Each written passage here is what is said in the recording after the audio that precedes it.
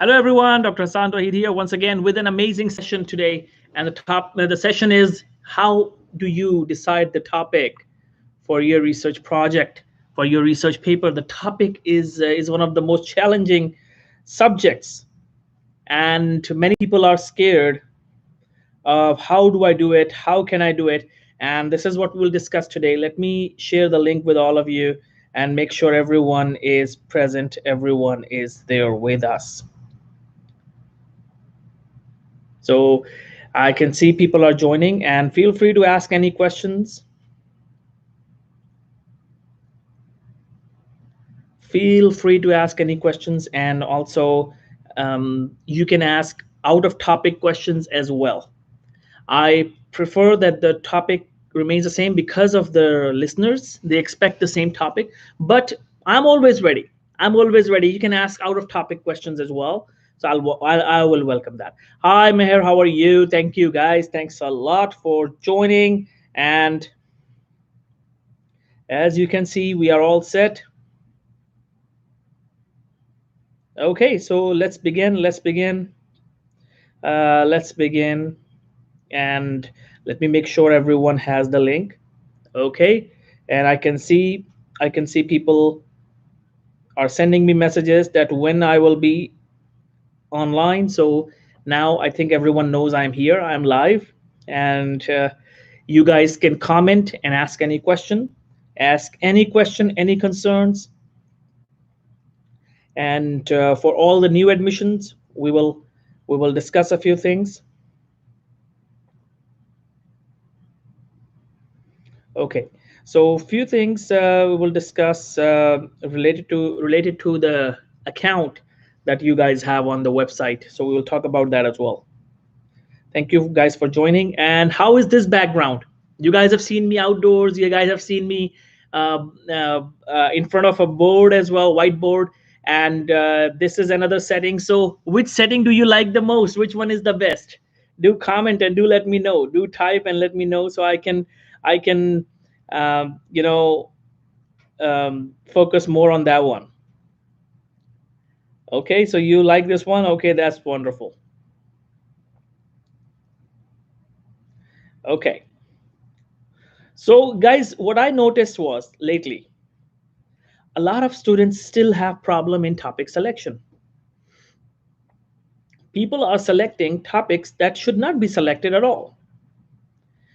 And okay, so you like whiteboard? Okay, so we will do whiteboard again. So I wanted to get an idea which one do you like the most? The students. So it's all about you guys. If you guys want me to be on the board, I can be on the board. If you guys want me to be here with this background, I can be here on this background. If you want me to be outdoors, I can do outdoors. Whatever keeps you focused and active and you enjoy, that's what matters. And I will do some sessions on Zoom as well so that I can share the screen, because here I don't know if it allows me to share screen, or maybe I have seen some people going live sharing screen. I don't know how it happens. Whiteboard is boring. Okay, so different people have different views. That's what sometimes I enjoy the board, but the best thing I enjoy is the outdoors.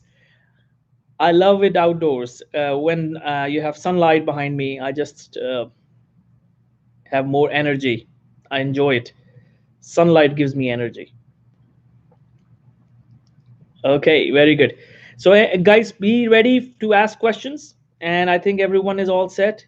Let me make sure that nothing is wrong and we are all set. And I can see students are still joining. So I'm waiting for everyone to join. Okay, so one more minute. Okay, one more minute.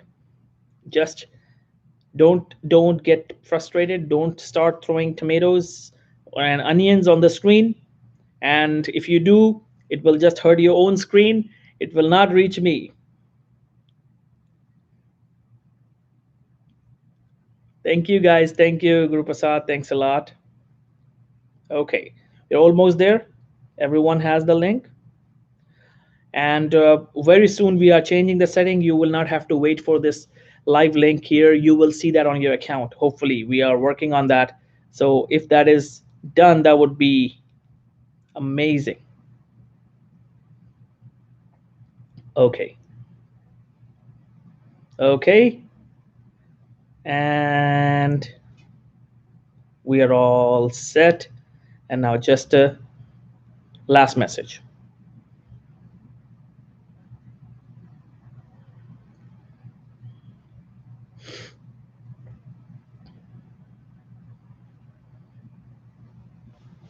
Okay, thank you. Let me greet all of you one by one with your names. That's what I need to do first. So we have Everardo. Everardo, thank you. And Meher, thanks a lot. Siana, thanks a lot. Rosemary, Hassan Wakar, thank you. And Sahir. Sahir, thanks a lot. Thank you. And Sahir likes the whiteboard. And there's a disagreement. Some people like outdoors. Okay. And Shikha, thank you for coming. And I hope Shikha, you are almost there with your paper. You have been one of the most punctual and very hardworking students I have seen. I'm very proud of these students who are always working and working hard, and they are just focused and they do nothing else until their goal is achieved. This is the focus we want. Hi Hira, hi Sai, uh, Sai Sri. So Sai, do look at your message. I sent you a message that is important from CIBNP. You gotta see that. Okay, and we'll talk about that later. And also Guru Prasad, thank you. Christine, thanks a lot. Thank you. Where have we been? And Tasneem. So Tasneem has started this today with a very good question. She has a question. I have a question about the exercise book. Do we need to select a whole article of each article type and paraphrase it all? Absolutely.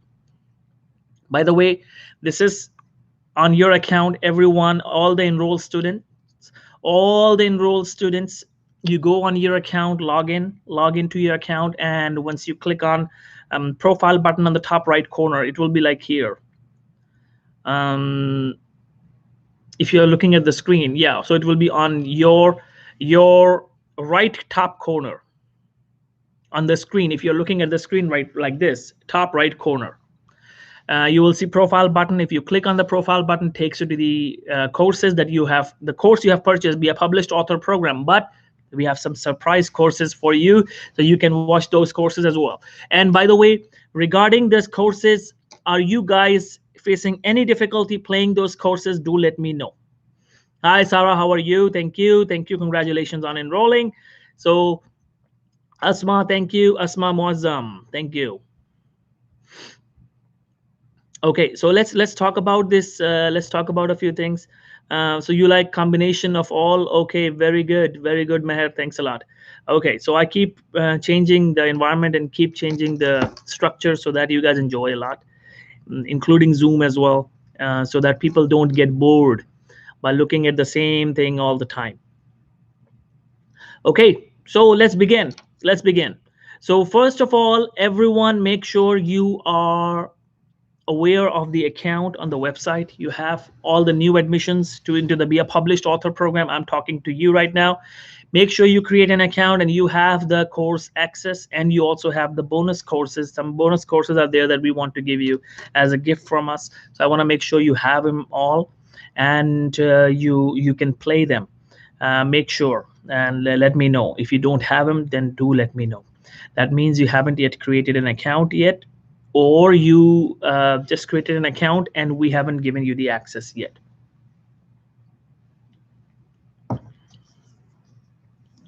So this is it. That's the thing. And now, few things. Every student, I want everyone to remember this.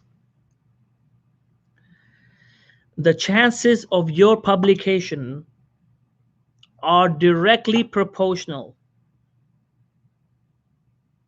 to the percentage of responsibility you take in your life. If you take absolute responsibility of your career, if you take absolute responsibility of your life, if you take absolute responsibility of your success, then you will become a published author 100%. If you are 100% responsible in your life. Now, Think about it, go into your past and think about it that have you been taking absolute responsibility? Think about what your parents, your teachers, your mentors, your sincere people in your life have been telling you. Have they been telling you that you are an irresponsible person? If they have been telling you that you are a very irresponsible person, then guys, I have a bad news for you. The chances of your publication are really, really slim. But if your sincere people in your life have been saying and they are proud of you, they say you have been very responsible, this means the chances of your publication 100%. Now, this is a bad news for many, but good news for many, right? So now those who think it's a bad news because you have been irresponsible for past few years and rest of your life, so now let me tell you a good news. Responsibility can be learned. I was extremely irresponsible in my life. Extremely irresponsible. You will never ever see such an irresponsible person like I was. I learned responsibility. I didn't know that it was something that you are supposed to learn. I didn't know that.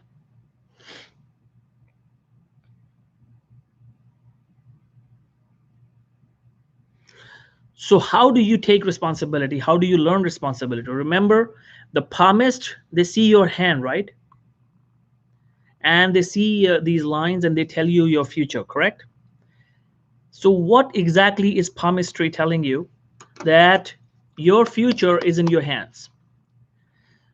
And it is a great lesson. So, remember this, that is true, that your future is in your hands.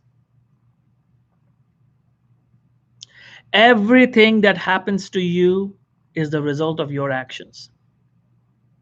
Everything that you have achieved so far in your life is the result of your actions. So remember, it's not a matter of luck. Your success, your future is 100% in your hands. Go and get it. Stop blaming. How do you recognize if you are an irresponsible person? Do you blame others for your failures? And we all start like this. This is a learned behavior. We all learn it. And I was like that too. I used to blame everyone for my failures. For my failures, I used to blame everyone, any single person. I would blame my friends, I would blame the country, I would blame the culture, I would blame the teachers, I would blame the system, just because it felt good that, oh, I am not bad, I'm not, and I'm not a failure. But the reality is that with the same culture, with the same system, with the same university, same school, everything is same. Some people succeed, some people fail. So how did other people succeed with the same environment, same culture, same economy, same system, same time? How did other people succeed? This made me realize that there is something wrong. So guys, if some other people are becoming published author with the same training, same system, same training, same classes, same course, everything else is same. If some people are becoming published authors and some are not, then those who are not becoming published authors, that means they haven't taken absolute responsibility. Somewhere down the line, they have been irresponsible, they have been blaming, or they have that subconscious belief that I cannot do it. You can change that fake and false belief by saying out loud, I can do it. I can do it. I'm the best. I'm the best. I can do it. I can do it. I can do it. I remember that when I learned the lesson of responsibility, I myself also had that mental blockade that I cannot do it. I cannot be successful. So I developed the habit of saying this, I can do it. I can do it. I can do it. I can do it. Yes, I can do it. Yes, I can do it. And I used to feel it. I used to feel it. And I want all of you to feel it and say it out loud. Yes, I can do it. I can become a published author. I can match. I can be successful in my life. If other people have done it, I can do it as well. Other people who have become successful in their lives, who have become published authors, were not better than me. They were just human beings like me.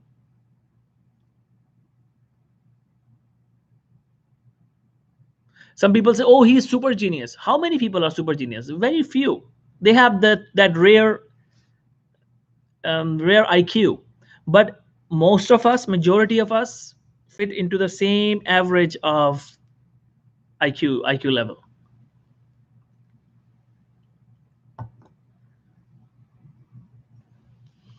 So now the thing was that I was a failure, and I had no achievements in my life. I was not a good student as well, and I did not learn the lesson of responsibility. But when I learned it, my graph of success went up and up and up and up and up and up. And now, among all the colleagues and everyone that I know, I'm the most accomplished one. How did I become most accomplished one?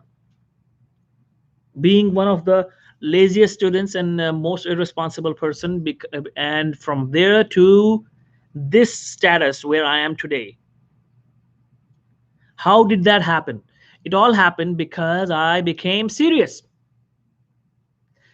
Take your life seriously. Life is a matter of seriousness.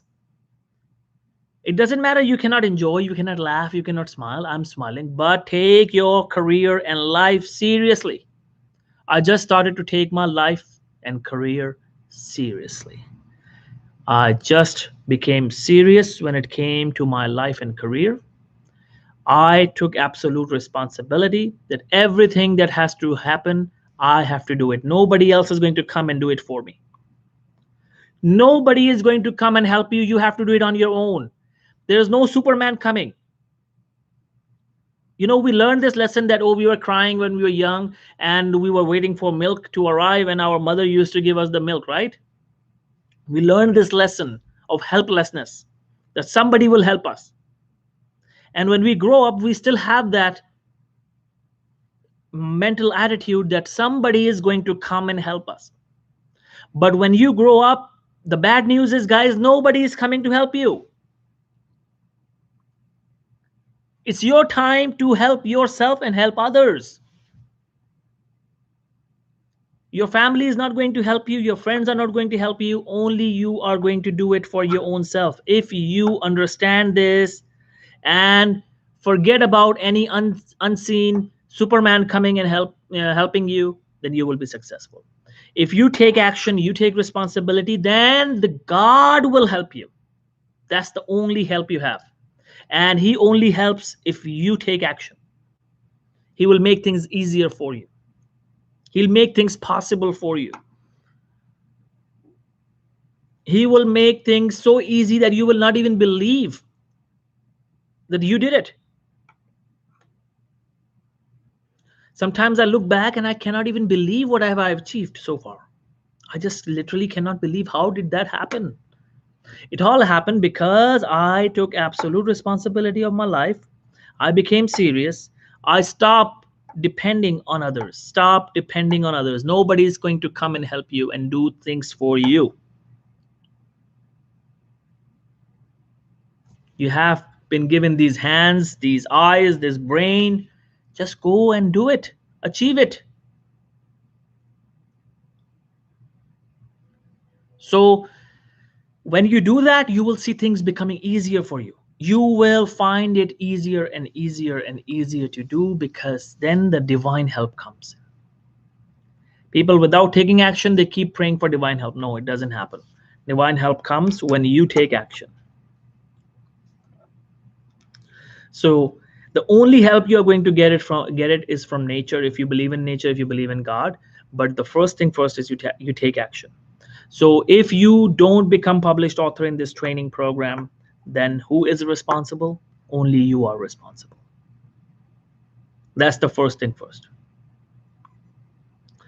If you take absolute responsibility, it's 100% publication. I'll repeat again. There's no question about it. Remind yourself. And are you reminding it to yourself every day? Are you thinking about your paper all the time? If you have this kind of passion, you will complete it. You will finish it. See yourself as a published author right now. Think about it. Feel it. How will you feel when you have a publication? You'll be showing your publication to others. If you have this kind of passion, this kind of craziness, it will become a reality. Now, many people are still stuck with the topic selection. Why are they stuck with topic selection? Many people. Number one reason, they did not listen to the lectures properly. They did not focus what was taught. Second thing was they did not implement what was taught. They did not implement what was taught. You're learning something, but if you don't take action, you will not be able to do that. We are teaching you some exercises, some information, some material that will help you. But if you don't do it,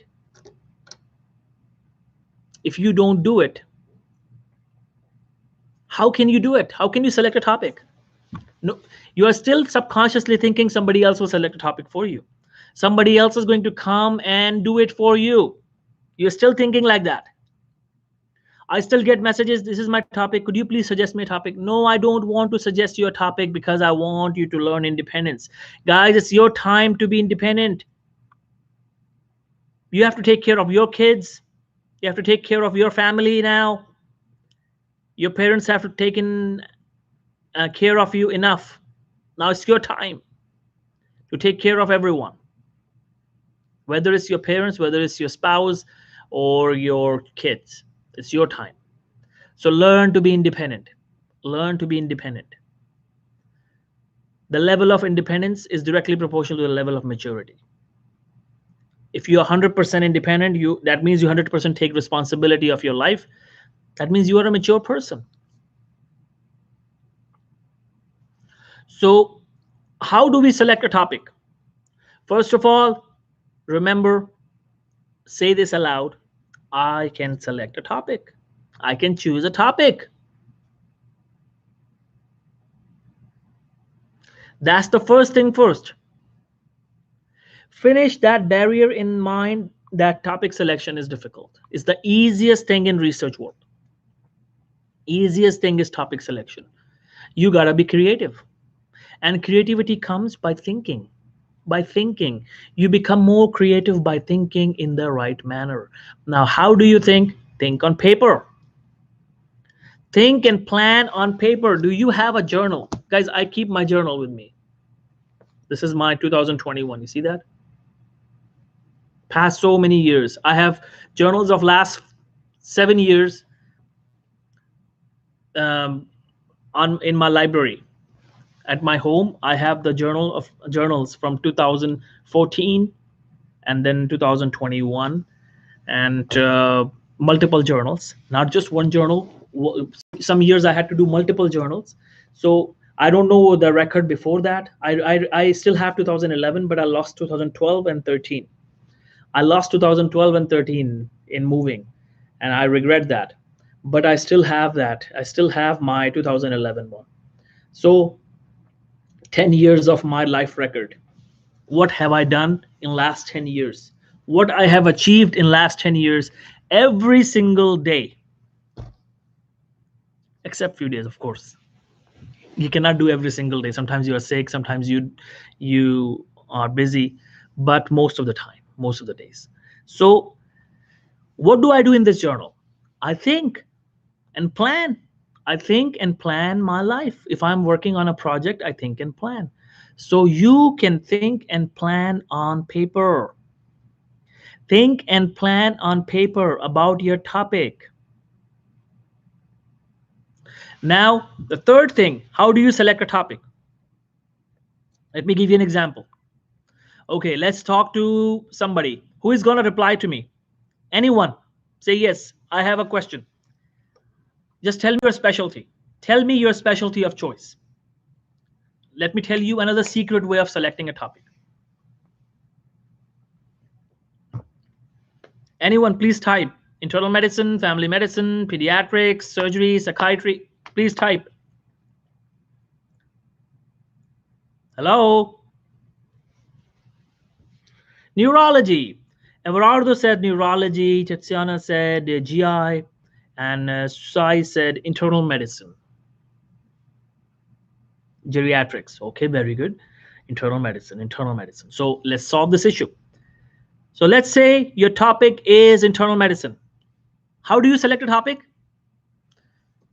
Bring your Kaplan. You have your Kaplan book of medicine.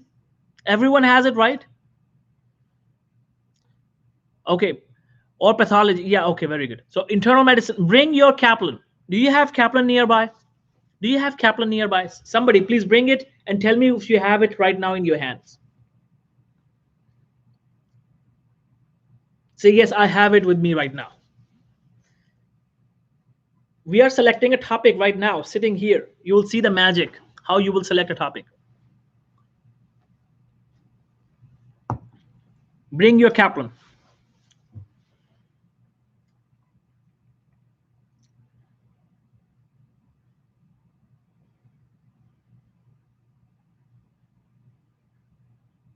Sandra, I understand you don't have it, but you can take the index of any medicine book. You can take any medicine book and you take out the index. So once you have the index in your hand, let me know, guys. I'm waiting. Once you have the index in your hand, do let me know.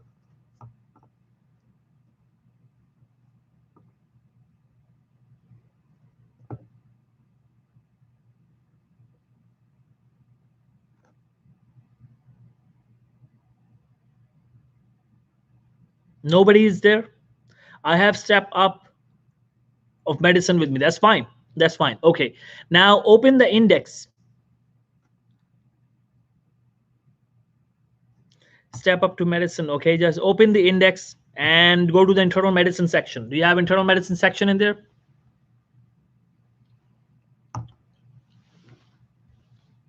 Okay. Do you have internal medicine section in there? Open it. Open the index.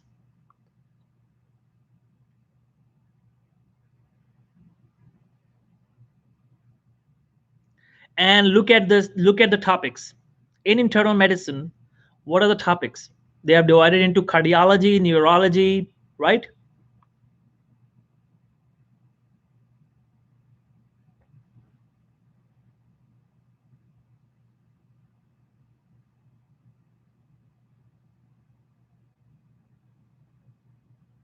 Once you look at the index, let me know. What do you see?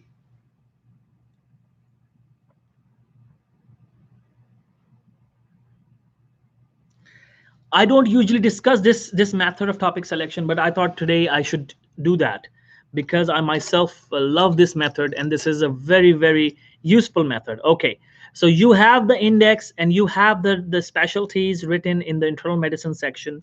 Now look at those specialties: cardiology, neurology, endocrinology is the first one, right? Endocrinology. The Kaplan started with endocrinology, then the GI, then rheumatology. Am I right? So now tell me which of these specialties in the index do you love the most?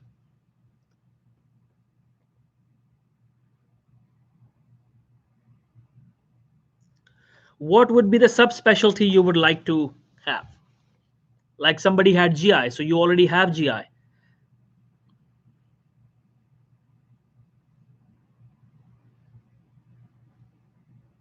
Cardiology, endo. Okay. So now endo, Hassaan Vakar, just open the endo chapter. And Asma, open cardiology chapter. Sai, open GI chapter. Sahir, open endocrinology chapter.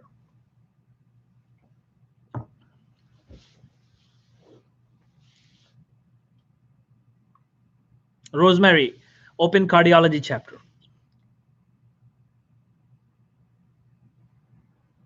Once you open it, now look at the topics headings. Now just look at the topics: topic 1, topic 2, topic 3, topic 4, topic 5, topic 6. Now, which one is the one that you love the most among all of these?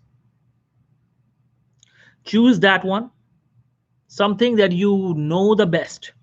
Something you love the most, something you know the best, choose that one. And now choose the second best that you like in the same specialty. So if, for example, I were you, I would have chosen thyroid, hyperthyroidism, and hyperthyroidism and I would have chosen possibly Addison's disease. Okay, so hyperthyroidism and thyroid in adrenal gland. What specialty? What disease do you like the most? Just put your finger on that.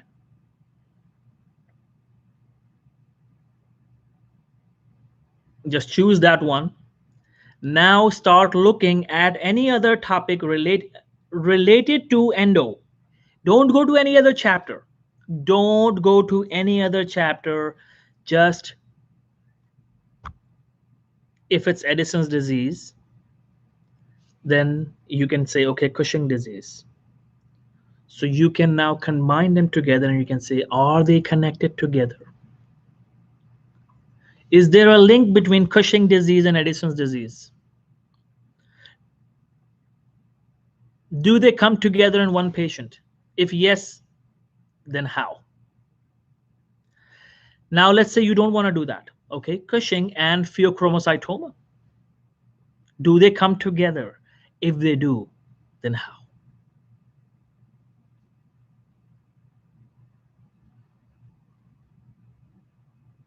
So you should have your book in front of you so that you have plenty of topics about. Your half of the problem is resolved, that you don't have to actually dig deeper and think about the topics. The topics are in front of you. Hyperthyroidism and pituitary, something related to pituitary. Hyperthyroidism and hypocalcemia, are they associated together? Diabetes insipidus and hyperthyroidism, are they connected together? And notice I'm not talking about diabetes mellitus. The reason is everyone writes on diabetes mellitus, one of the most common topics. Stay away from these topics. I'm telling you the names. Diabetes mellitus, especially type 2. Don't write a paper on diabetes type 2. Second topic for cardiology people, always stay away from MI, myocardial infarction.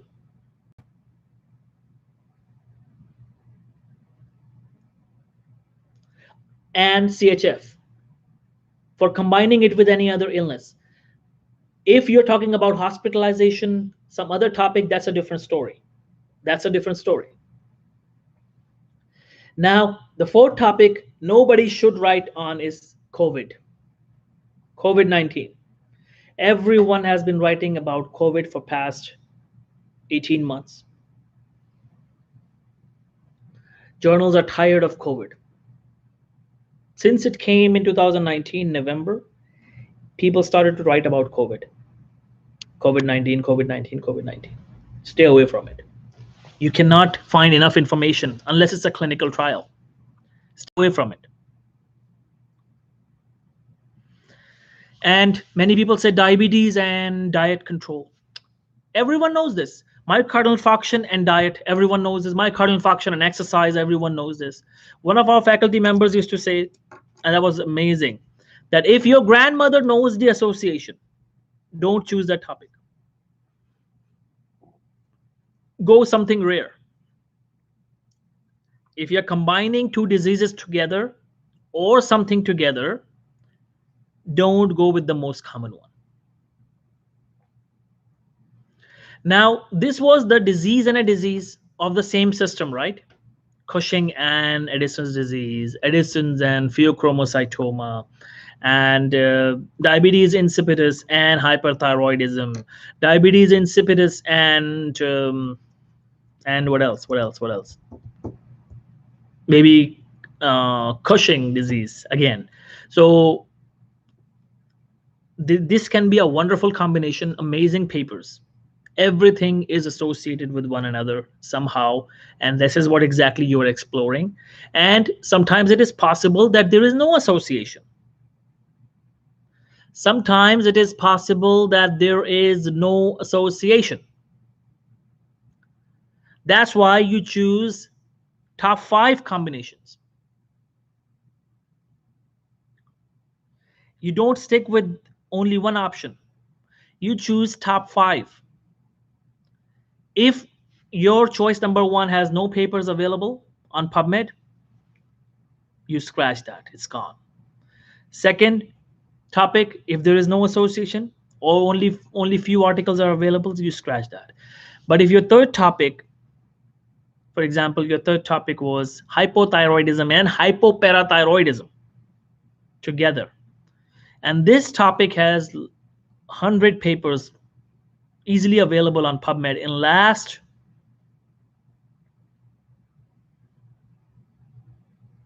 5 years or even 10 years. If you can find 100 papers in last 5 or 10 years on PubMed, that means it's a very good topic. You can write a good amount of paper on that.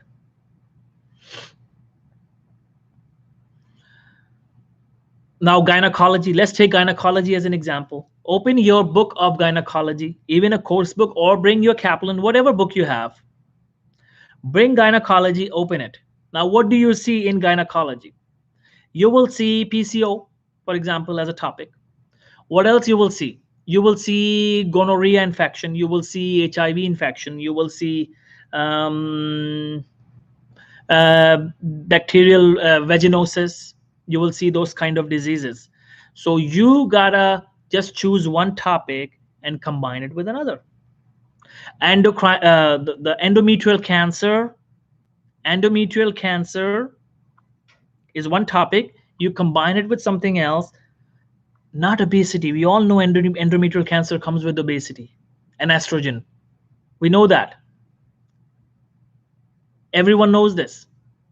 So we don't go into that. We combine it with some other illness and we see, is there any information of endometrial cancer with cervical cancer, endometrial cancer with any fallopian tube problems, endometrial cancer with any ovarian problems, ovarian cancer and endometrial cancer together, endometrial cancer and endometriosis together, endometriosis and ovarian cancer. Now, many of you will be surprised, how does he know so many topics of gynecology? That's a different story. Gynecology, rheumatology, they were my favorite topics, subjects. What else? What else? Klinefelter syndrome. You study gynecology, right? And testicular feminization. The what was that topic? I forgot that topic. In which the female has the genetically male chromosome. Anyone remembers that name?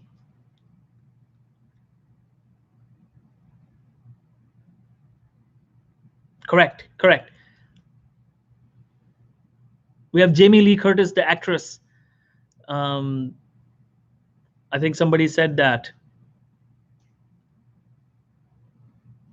she had that illness. I'm not sure, but this is a rumor that she had that disease.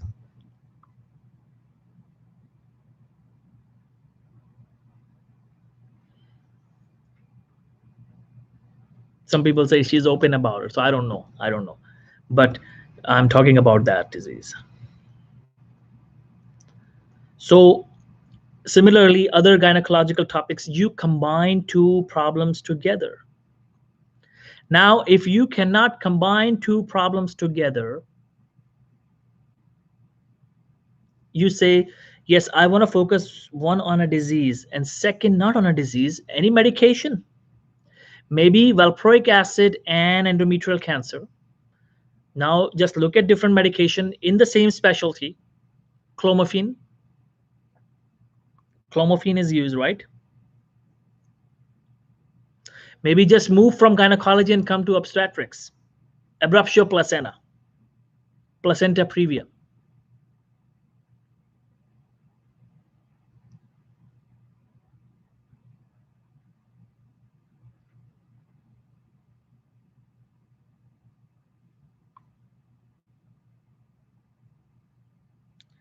So many topics.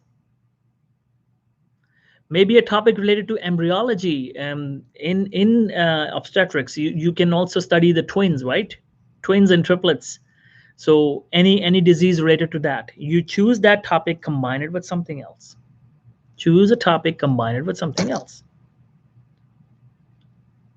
Teratogenic medication and any of the diseases in gynecology. So one drug from obstetric section and one topic from gynecology, you combine them together. So it can be a disease and a medication as well of the same specialty.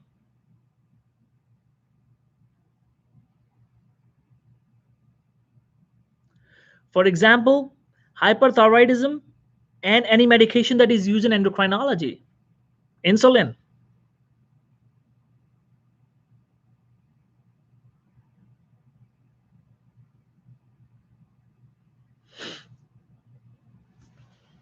So do you understand the point I'm saying now?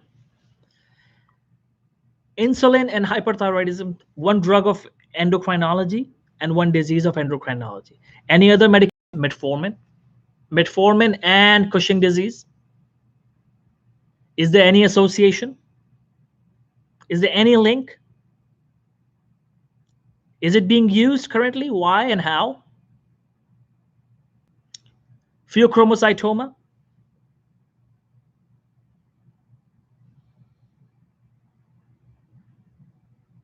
and thyroid hormone.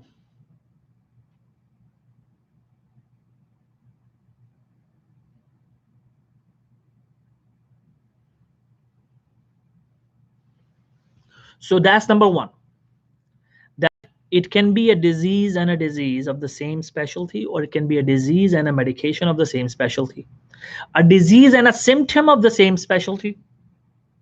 Hypercalcemia, hypercalcemia, and hypokalemia together. Now they are the signs. Two signs together. You can study this. You can write a paper on that. Hypocalcemia, hypothyroidism together.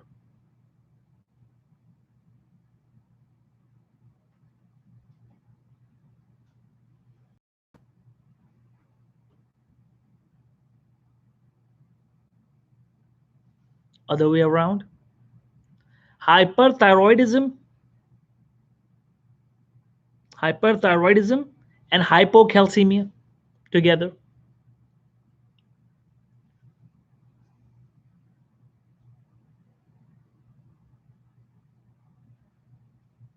Secondary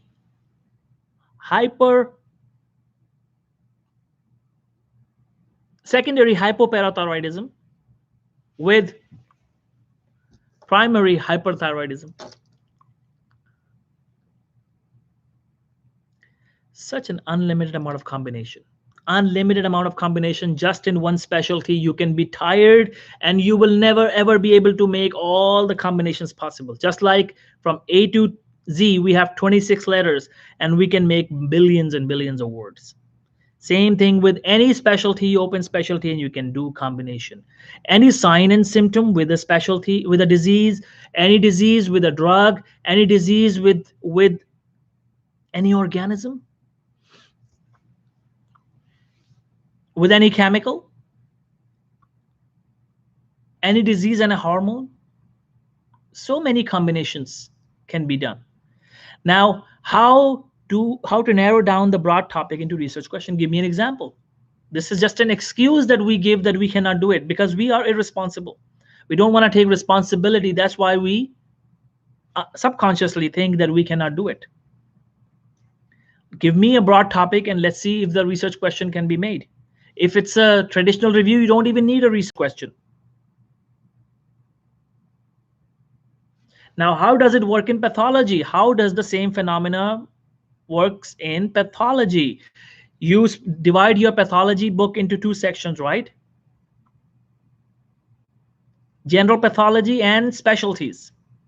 So choose the specialty. What pathology do you want to explore? Go in cardiology, go in nephrology, go in neurology section, and now you come in general section, and you see if there's one topic that you can explore in terms of neurology or nephrology. Is there apoptosis you can discuss in kidney problems? How does that happen?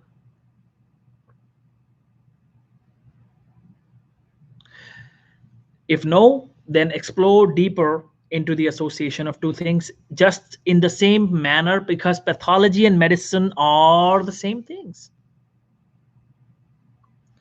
Pathology and medicine is almost always the same thing. We study pathophysiology. The only difference in medicine is we discuss about the diagnosis and treatment. We add diagnosis and treatment. In pathology, it becomes medicine. So for pathology students, it's pretty easy to combine two things together and go into the mechanism, why they are connected, how they are connected. Acute pancreatitis. Acute pancreatitis with any of the liver diseases. How it is associated. Don't go with pancreatitis and hypercholesterolemia. We all know that. Don't go with pancreatitis and alcohol. We all know that.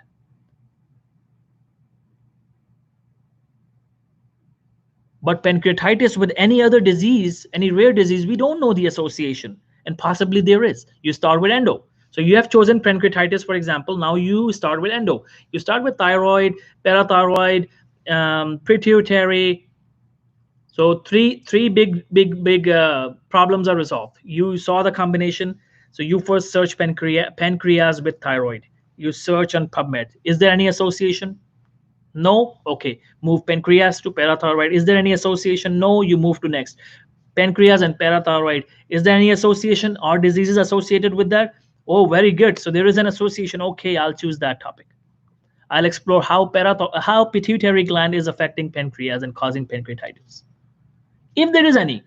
If there is none, go to adrenal gland. Adrenal gland and pancreatitis.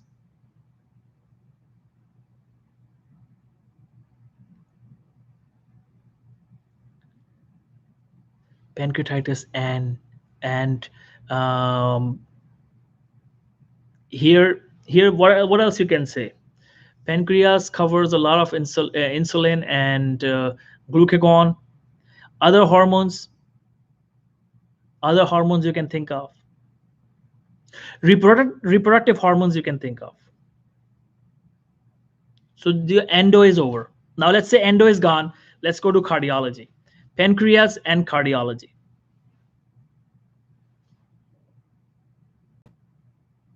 So pancreatitis and MI. Yes. Can this be studied? Absolutely.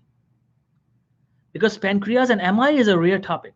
Pancreas and CHF, pancreatitis and CHF. CHF patients coming with pancreatitis. Is there any association?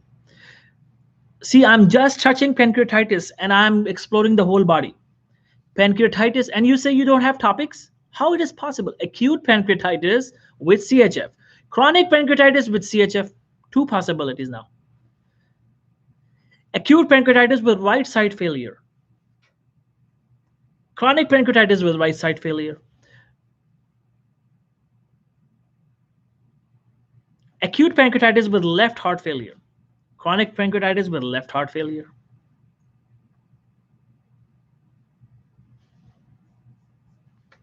Acute pancreatitis with cardiomyopathy. Acute pancreatitis with, now let's go to other GI organ. Acute pancreatitis with any stomach issues, ulcers, cancers.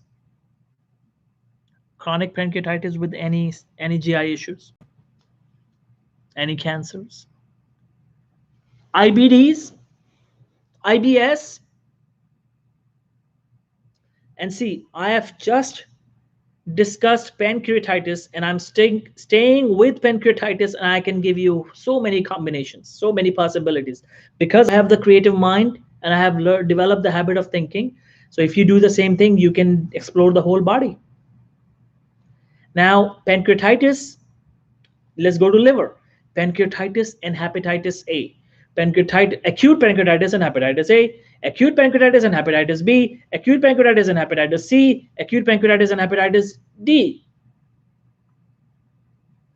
Chronic pancreatitis and hepatitis A, chronic pancreatitis and hepatitis B, chronic pancreatitis and hepatitis C, chronic pancreatitis and hepatitis D.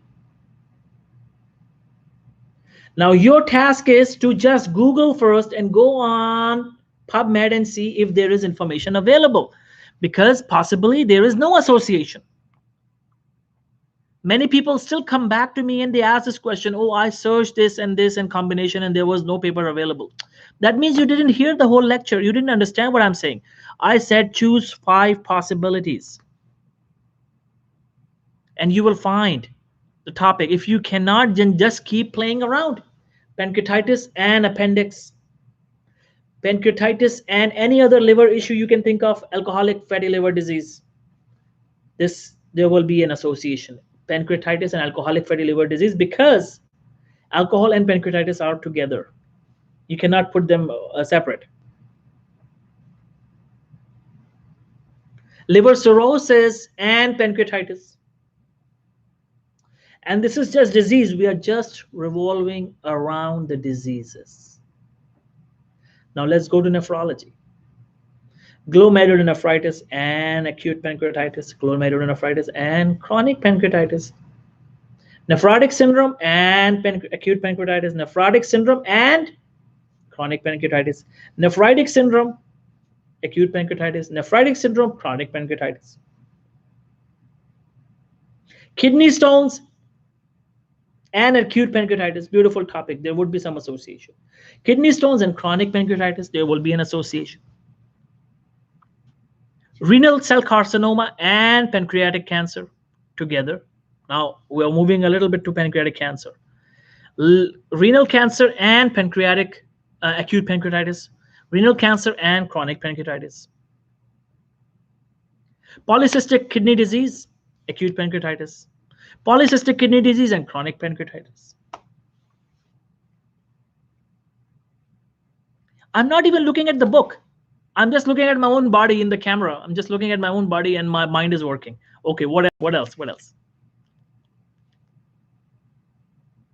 Lungs. We forgot to discuss lungs. Pulmonology. Let's talk about pulmonology. COPD and acute pancreatitis.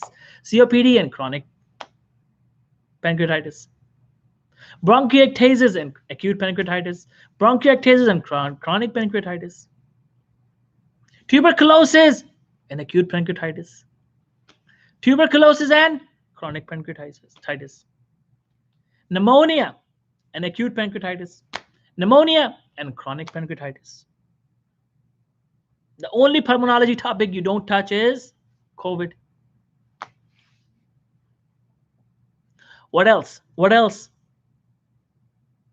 Pleural effusion and pancreatitis, acute or chronic.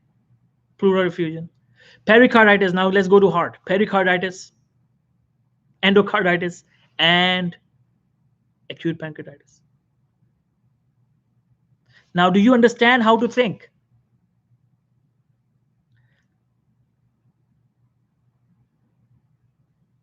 COPD and pleural effusion. Isn't it already well established?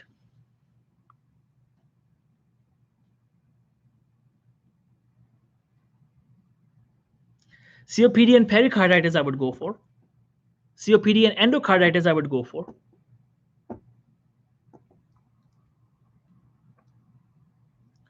Now let's remove the disease and let's bring the sign and symptom. Acute pancreatitis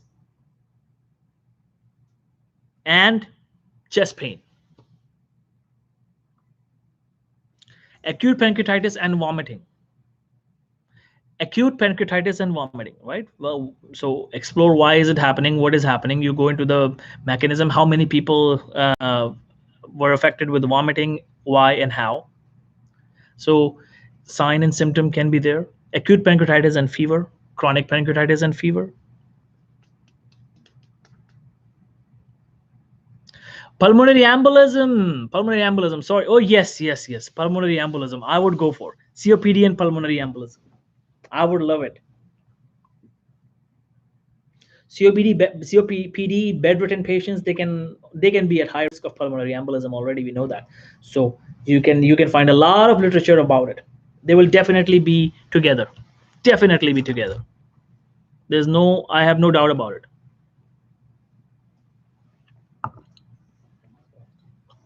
Sorry, I could not recognize PE. Okay, so now everything is clear now. Do you understand how easy topic selection could be if you know how to think? And we haven't yet talked about ENT. See this? ENT we haven't even spoken about. We started with endo, we went to heart, we went to GI, we went to liver, we went to kidneys. We haven't yet touched the ENT. ENT has so many issues that can be associated with any of the problems. Different organ. Chronic pancreatitis and pulmonary embolism. Acute pancreatitis and pulmonary embolism.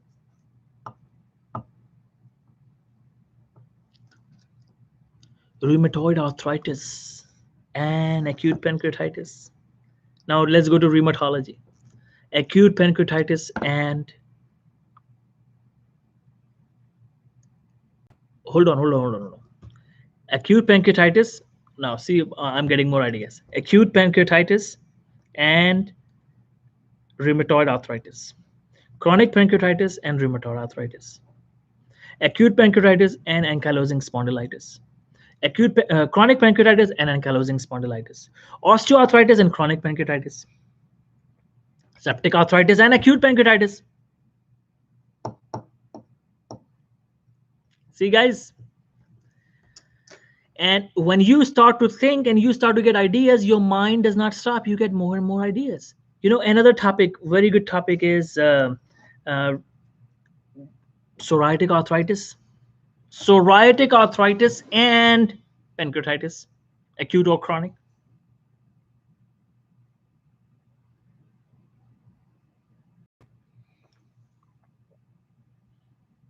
Now go to autoimmune diseases.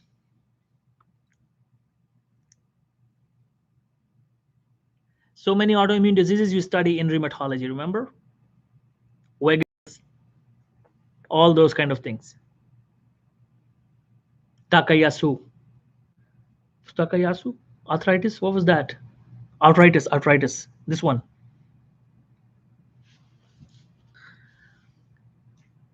So many things can be studied with a particular disease, if not with a symptom, with a sign, with a medication. You have plenty of medication, thousands and thousands of medications, and you have a disease. You can study one medication with this disease, second medication with this disease, third medication with this disease. Whatever gives you 100 possible papers, choose it. Go quickly skim through it and you say, okay, yes, I can write a paper on that. How on earth you cannot decide a topic if you choose this approach? Forget about my topic table approach. Forget about the circle approach. Just think of the book approach. Just take a book, open the index, go to the chapter, select a topic.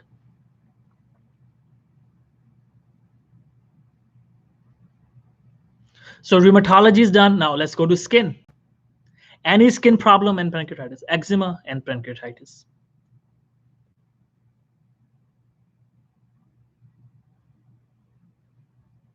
Melanoma and pancreatitis.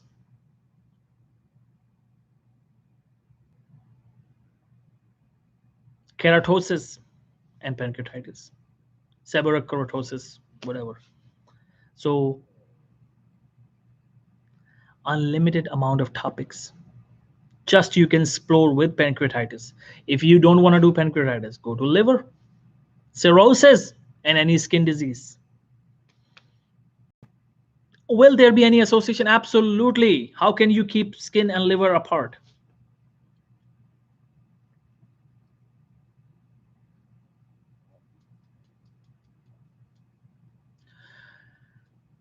Unlimited amount of topics, unlimited amount of options. So don't give yourself a fake excuse that you cannot do it. Okay, now how about comparing treatment efficiency in the treatment of a specific disease? Absolutely. Why not? Why not? So this was the disease and a disease, disease and a drug, disease and a medication. What about a disease and the behavior of residents, first year residents? Problems faced by first year residents in internal medicine or psychiatry. So social issues. Social issues can be a very good topic.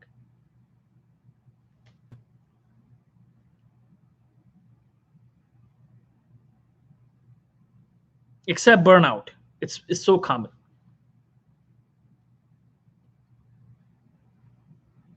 Problems faced by the first year resident in diagnosing the problems. In diagnosis.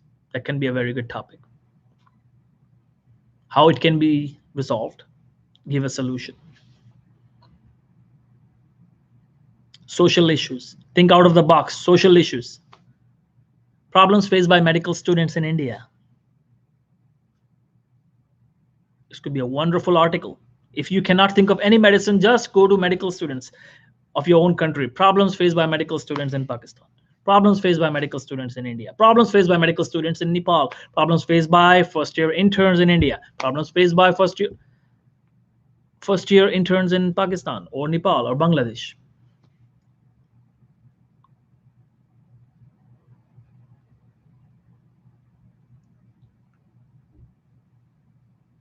Electronic medical record. Difficulty in using electronic medical record. Residency.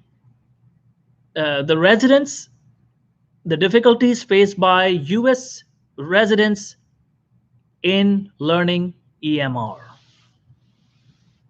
Time management during residency. Beautiful topic. This is called thinking out of the box. Why do you stick with the disease and a disease? These are the topics that everyone loves to read, and they can save you in. They can be of any specialty. You can justify it to be a psychiatry topic. You can justify it to be a medicine topic. It is related to everything. This is a full, broad-based medicine and health-related topic. It can be related to anything. So why can't you think of these kind of topics? Electronic medical records and difficulty in learning that, the consent forms and the IMG's preparation with consent form during the residency season or during the residency time. How to prepare for US residency interview. A very good paper can be written because there's a lot of information available.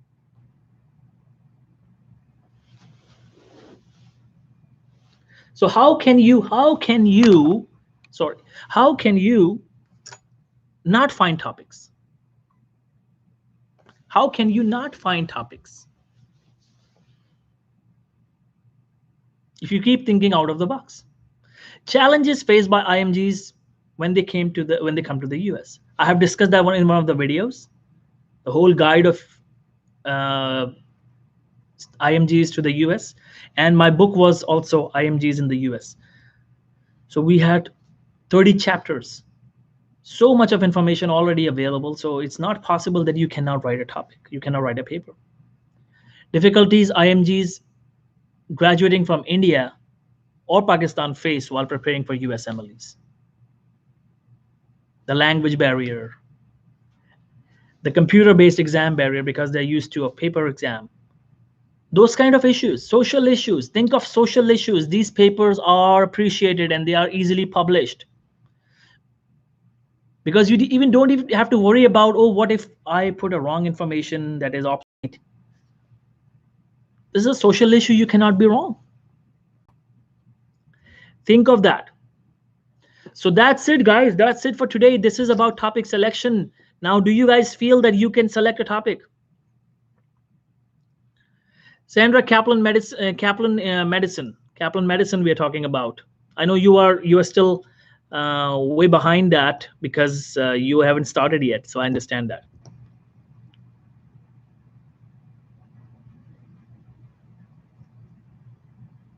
Because you haven't started your medicine yet.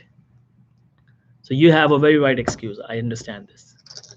How to narrow down the topic into research question? I think that is very, very easy. Anyone has any question before I leave? I think everyone is clear. Any question or concern before I leave?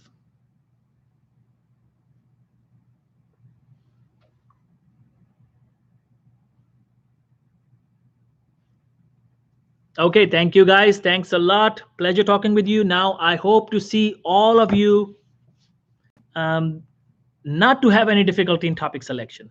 Okay, very good. Go ahead and start thinking about the topics for your next papers. Don't stop on one paper. Guys, those times are over. When you used to have one first author paper and used to get interview calls and get match. Try to get as many first author papers, as many as you can. Don't stop. Don't stop. Try to understand this.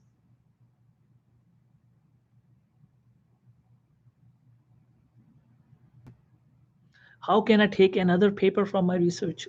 What do you mean by that? I don't understand your question.